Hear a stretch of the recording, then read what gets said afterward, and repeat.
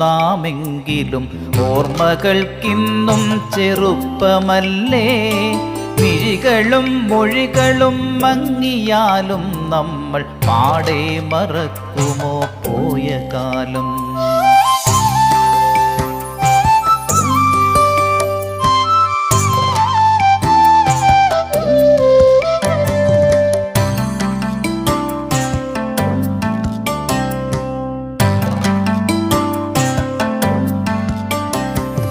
അമ്മയും അച്ഛനും മുത്തച്ഛനും പിന്നെ അലിവിൻ്റെ നിറവാർന്ന മുത്തശ്ശിയും കുസൃതിക്കുരുന്നിനെ കൊതിയോടെടുക്കുവാൻ അയലത്തെ വീട്ടിലെ അമ്മമാരും കൊഞ്ചിക്കുഴഞ്ഞേറെ ലാളിച്ചു പൈതലിൻ കൈകാൽ വളർന്നു കരുത്തരായി.